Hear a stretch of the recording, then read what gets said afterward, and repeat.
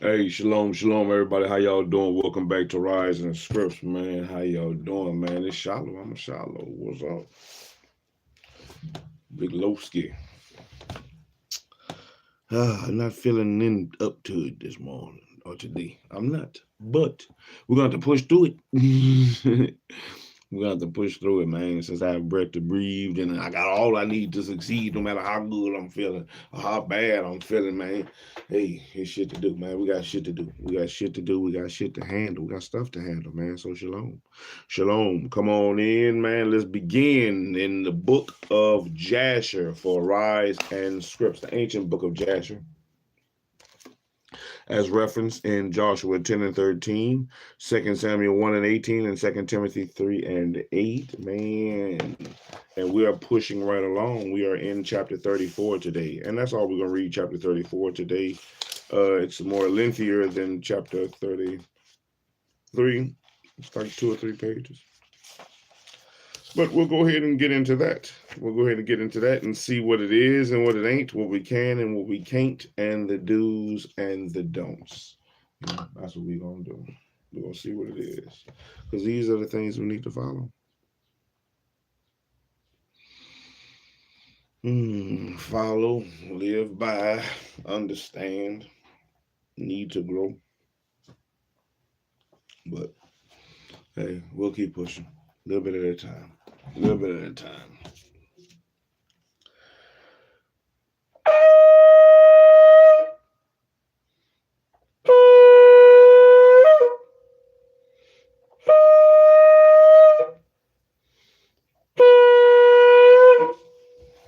Yeah.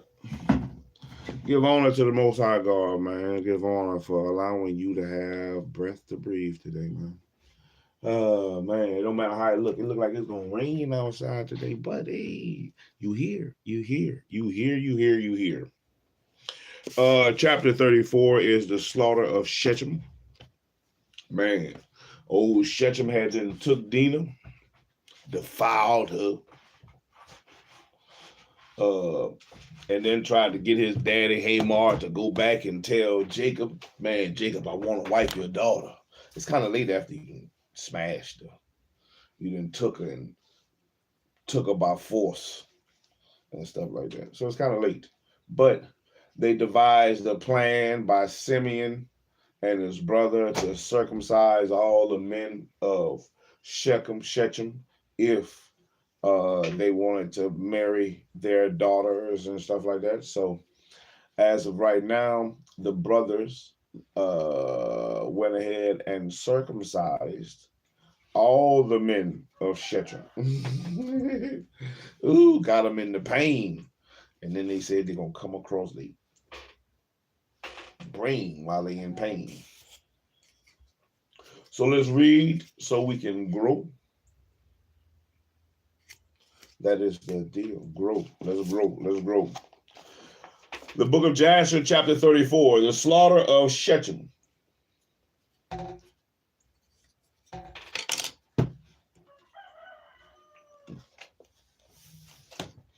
And the number of all the males that were circumcised were 645 men and 246 children.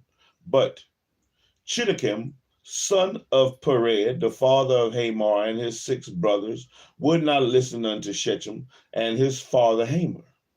And they would not be circumcised, for the proposal of the sons of Jacob was loathsome in their sight, and their anger was greatly roused at this, and that the people of the city had not hearkened them. And in the evening of the 2nd day, they found 8 small children who had not been circumcised for their mothers, and had concealed them from Shechem and his father Hamor, and from the men of the city. And Shechem and his father Hamor sent to have them brought before them circumcised. And when Chiddekem and his 6 brothers sprang to them with their swords and sought to slay them, and they sought to slay also Shechem and his father Hamor, and they sought to slay Dinah with them on account of this matter. And they said unto them, what is this thing that you have done? And there no women amongst the daughters of your brethren, the Canaanites, that you wish to take unto yourselves, daughters of the Hebrews, whom ye know not before, and will do this act which your fathers never commanded you? Do you imagine that you will succeed through this act which you have done? And what will you answer in this affair to your brethren, the Canaanites, who will come tomorrow you concerning this thing? And if your shall not appear just and good in their sight, what will you do for your lives and me for our lives, in your not having hearkened to our voices? And if the inhabitants of the land and all your brethren, the children of Ham, shall hear of your act, saying, on account of a Hebrew woman did Shechem and Hamor his father, and all the inhabitants of their city, do that with which they had been unacquainted, and which their ancestors never commanded them, where then will you fly, or where conceal your shame? All your days before your brethren, the inhabitants of the land of Canaan. Now, therefore, we cannot bear up against this thing which you have done, and neither can we be burdened with your yoke upon us, which our ancestors did not command us. Behold, tomorrow we will go and assemble all our brethren, the Canaanitish brethren who dwell in the land, and we will come and smite you and all those who trust in you, that there shall not be a remnant left from you or them. And when Hamor and his son Shechem and all the people of the city heard the words of Chiddekem and his brothers, they were terribly afraid of their lives at their words, and they repented of what they had done. And Shechem and his father Hamor answered their father Chiddekem and his brethren, and they said unto them, all the words which you spoke unto us are true. And now do not say, nor imagine in your hearts, that on account of the love of the Hebrews we did this thing that our ancestors did not command us. But because we saw that it was not their intention and desire to accede to our wishes concerning their daughter as to our taking her, except on this condition. So we hearkened to their voices and did this act which you saw, in order to obtain our desire from them. And when we shall be obtained our request from them, we will then return to them and do unto them that which you say unto us. Ooh, backstabbers. They smiling in your face. Backstabbers. Backstabbers. Man. We beseech you then to wait and tarry until our flesh shall be healed and we again become strong, and we will then go together against them and do unto them that which is in your heart and in ours. And Dinah, the daughter of Jacob, heard all these words which Chiddekem and his brother had spoken, and what Hamor and his son Shechem and the people of their city had answered them. And she hastened and sent one of her handmaids to her father, that her father had sent to take care of her in the house of Shechem, to Jacob her father, and to her brethren, saying, thus did Chiddekem and his brothers advise concerning you, and thus did Hamor and Shechem and the people of the city answer them. And when Jacob heard these words, he was filled with wrath, and he was indignant at them, and his anger was kindled against them. And Simeon and Levi swore and said, as the Lord liveth, the God of the whole earth, by this time tomorrow there shall not be a remnant left of the whole city. And 20 young men had concealed themselves who were not circumcised, and these young men fought against Simeon and Levi, and Simeon and Levi killed 18 of them, and 2 fled from them and escaped to some lime pits that were in the city. And Simeon and Levi sought for them, but could not find them. Ooh, it's about to it's about to go down. It's about to go down. Simeon and Levi killed 18, not 20. I wonder if they did 9 and 9. 9 and 9.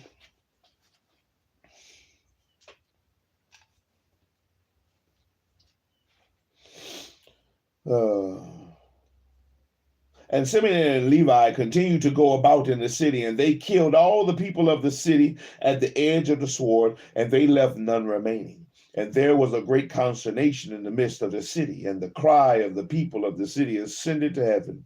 And all the women and children cried aloud. And Simeon and Levi slew all the city, and they left not a male remaining in the whole city. And they slew Hamor and Shechem, his son, at the edge of the sword, and they brought away Dinah from the house of Shechem, and they went from there. And the sons of Jacob went and returned and came upon the slain and spoiled all their property, which was in the city and in the field. And whilst they were taking the spoil, 300 men stood up and threw dust at them and struck them with stones. And when Simeon turned to them, and he slew them all with the edge of his sword, and Simeon turned before Levi and came into the city. And they took away their sheep and their oxen and their cattle, and also the remainder of the women and little ones, and they led all these away. And they opened the gate and went out and came unto their father Jacob with vigor. And when Jacob saw all that they had done to the city and saw the spoil that they took from them, Jacob was very angry at them. And Jacob said unto them, What is this that you have done to me? And behold, I obtained rest among the Canaanite inhabitants of the land, and none of them meddled with me. And now you have done to make me obnoxious to the inhabitants of the land amongst the Canaanites and the Perizzites, and I am but of a small number, and they will all assemble against me and slay me. And when they hear of your work with their brethren, and I and my household will be destroyed. And Simeon and Levi and all their brothers with them answered their father Jacob and said unto him, Behold, we live in the land, and shall Shechem do this to our sister? And why art thou silent at all that Shechem has done? And shall he deal with our sister as with a harlot in the streets? You gonna deal with Dinah like a hoe? You gonna let Dinah be dealt with like a hoe? And a number of the women who Simeon and Levi took captive from the city of Shechem, whom they did not slay, was 85 who had not known man. 85 virgins. Them boys took 85 virgins.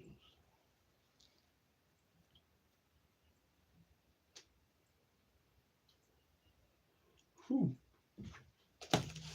And amongst them was a young damsel of beautiful appearance and well favored, whose name was Bunah. And Simeon took her for a wife. And the number of the males which they took captives and did not slay was 47 men, and the rest they slew. And all the young men and women that Simeon and Levi had taken captives from the city of Shechem were servants to the sons of Jacob and to their children after them, until the day of the sons of Jacob going forth from the land of Egypt.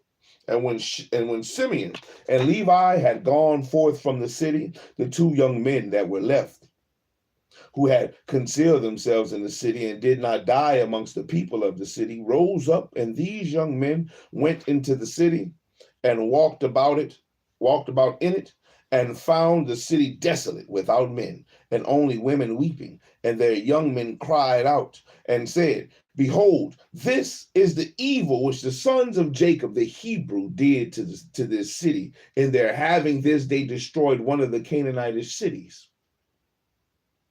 And were not afraid of their lives of all the land of Canaan. And these men left the city and went to the city of Tapnach. And they came there and told the inhabitants of Tapnach all that had befallen them, and all that the sons of Jacob had done to the city of Shechem. And the information reached Jeshub, king of Tapnach, and he sent men to the city of Shechem to see these young men. For the king did not believe them on this account, saying, How could two men lay waste such a large town as Shechem? And the messengers of Jeshub came back and told him, saying, We came unto the city, and it is destroyed, and there is not a man there, only weeping women, and nothing of any flock or cattle there, for all that was in the city the sons of Jacob took away. Ooh, Simeon and Levi was strong. Simeon and Levi were strong. And Jeshub wondered at the saying, how could two men do this thing, to destroy so large a city and not one man able to stand against them? For the like has not been seen from the days of Nimrod, and not even from the remotest time has the like taken place. And Jeshub, king of Tapnach, said to his people, be courageous, and we will go and fight against these Hebrews, and do unto them as they did unto the city, and we will avenge the cause of the people of the city. Oh, that's what you're going to do, Jeshub? I don't think you're going to make it, Jeshub. Excuse me. And for the like has not been from the days of Nimrod, and not even from the remotest time has the like taken place. And Jeshub, king of Tapnach, said to his people, be courageous, and we will go and fight against these Hebrews, and do unto them as they did unto the city, and we will avenge the cause of the people of the city. And Jeshub, king of Tapnach, consulted with his counselors about this matter, and his advisors said unto him, alone thou wilt not prevail over the Hebrews, for they must be powerful to do this work to the whole city. If two of them laid waste the whole city, and no one stood against them, surely if thou wilt go against them, they will all rise against us and destroy us likewise. But if thou wilt send to all the kings that surround us, and let them come together, and then we will go with them and fight against the sons of Jacob, and then wilt thou prevail against them. And Jeshub heard the words of his counselors, and their words pleased him and his people, and he did so. And Jeshub, king of Tapnach, said to all the kings of the Amorites that surrounded Shechem and Tapnach, saying, go up with me and assist me, and we will smite Jacob the Hebrew and all his sons, and destroy them from the earth. For thus did he do to the city of Shechem, and do you not know of it? Pooh. And all the kings of the Amorites heard the evil that the sons of Jacob had done to the city of Shechem, and they were greatly astonished at them. And the 7 kings of the Amorites assembled with all their armies, about 10,000 men with their drawn swords. And they came to fight against the sons of Jacob. And Jacob heard that the kings of the Amorites had assembled to fight against his sons. And Jacob was greatly afraid, and it distressed him. And Jacob exclaimed against Simeon and Levi, saying, what is this act that you did? Why have you injured me? And to bring against me all the children of Canaan to destroy me and my household. For I was at rest, even I and my household, and you have done this thing to me and provoked the inhabitants of the land against me by your proceedings. Look what you did. Look what y'all did. I was doing good. I was out here not bothering nobody. Now you got these laws at my door. And Judah answered his father, saying, what was it for naught my brothers Simeon and Levi killed all the inhabitants of Shechem? Surely it was because Shechem had humbled our sister and transgressed the command of our God to Noah and his children. For Shechem took our sister away by force and committed adultery with her. Man, that's adultery, huh? He said that. Let me mark that. He took her away by force and committed adultery with her. She wasn't married, though.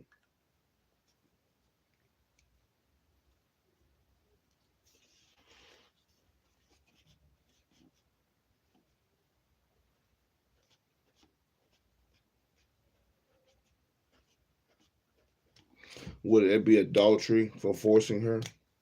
Would that be considered adultery? That's what I need to know. Nope. And Shechem did all this evil, and not one of them, of the inhabitants of his city, interfered with him to say, why wilt thou do this? And surely for this my brothers went and smote the city, and the Lord delivered it into their hands, because its inhabitants had transgressed the commands of our God.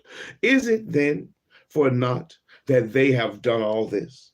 And now, why art thou afraid or distressed? And why art thou displeased at my brothers? And why is thine anger kindled against them? Surely our God, who delivered into their hands the city of Shechem and its people, he will also deliver into our hands all the Canaanitish kings who are coming against us. And we will do unto them as my brothers did unto Shechem. You tell them, Judah. You tell them. Be confident. Man, them people ain't going to do nothing. Look what God did for us. You tripping, Daddy. You tripping.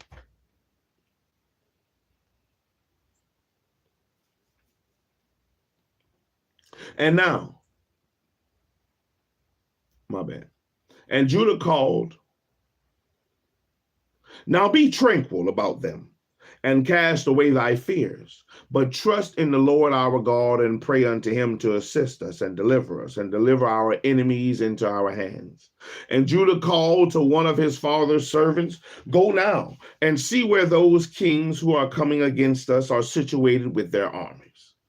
And the servants went and looked far off, and went up opposite Mount Sihon, and saw all the camps of the kings standing in the fields. And he returned to Judah and said, behold, the kings are situated in the field with all their camps, a people exceedingly numerous, like unto the sand upon the seashore.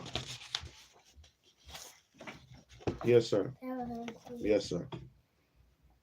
Oh, my boy. And Judah said unto Simeon and Levi, and unto all his brothers, strengthen yourselves and be sons of valor, for the Lord our God is with us. Do not fear them. Stand forth, each man, girt with his weapons of war, his bow and his sword, and we will go and fight against them, uncircumcised men. The Lord is our God, and he will save us. And they rose up, and each girt on his weapons of war, great and small, 11 sons of Jacob, and all the servants of Jacob with them, and all the servants of Isaac who were with Isaac in Hebron. All came to them equipped in all sorts of war instruments, and the sons of Jacob and their servants, being 112 men, went towards these kings, and Jacob also went with them. I wonder how old Jacob was at this time when he go on to battle. How old is Jacob? And the sons of Jacob sent unto their father Isaac, and the sons of Abraham to Hebron. The same is Kerith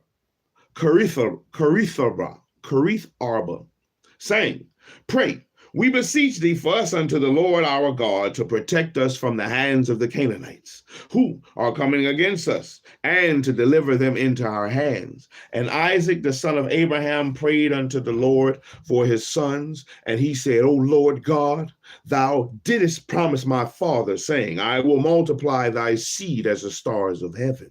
And thou didst also promise me, and establish thou thy word, now that the kings of Canaan are coming together to make war with my children, because they committed no violence. Now therefore, O Lord God, God of the whole earth, pervert, I pray thee, the counsel of these kings, that they may not fight against my sons, and impress the hearts of these kings and their people with the terror of my sons, and bring down their pride, and that they may turn away from my sons. And with thy strong hand and outstretched arm, deliver my sons and their servants from them, for power and might are in thy hands, and to do all this. And the sons of Jacob and their servants went towards these kings, and they trusted in the Lord their God. And whilst they were going, Jacob their father also prayed unto the Lord and said, O Lord God, powerful and exalted God, who has reigned from days of old, from thence till now and forever. Thou art he who stirreth up wars and causeth them to cease. In thy hand are power and might to exalt and to bring down.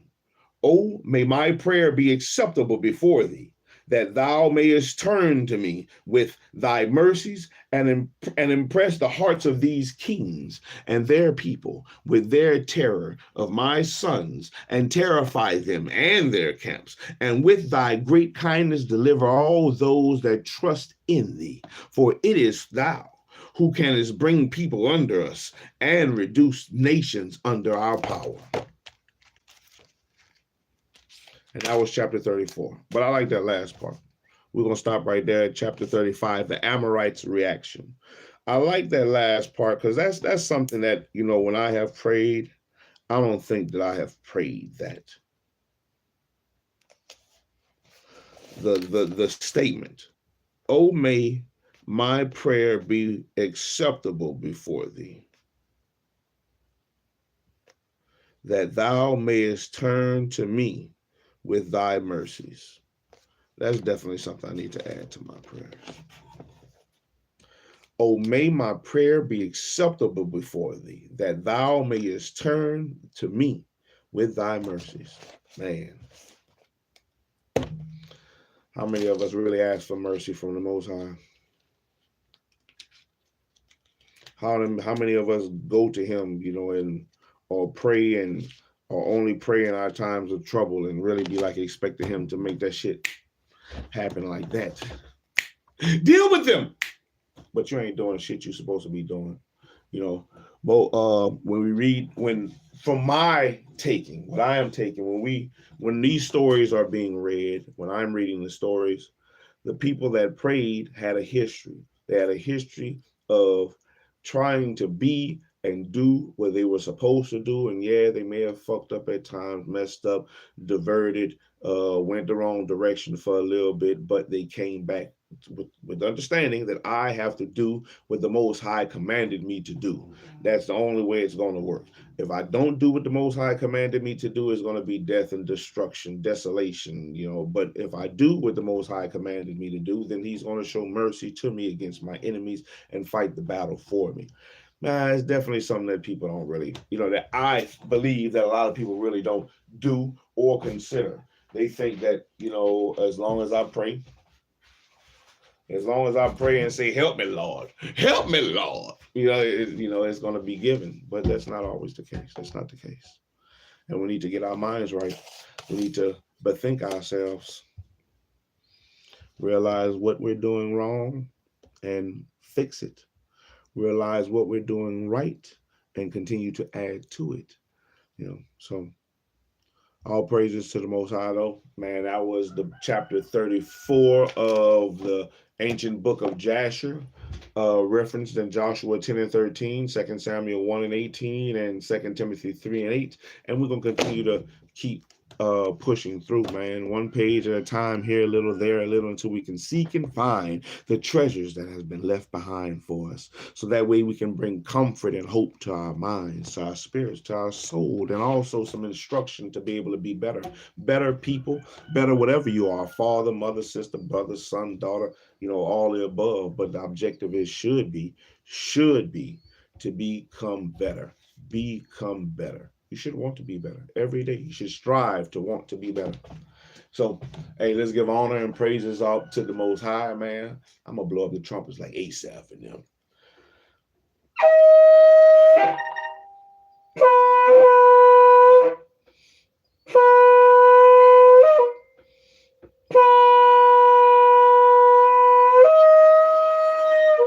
Man, all praises. All praises. All praises, man.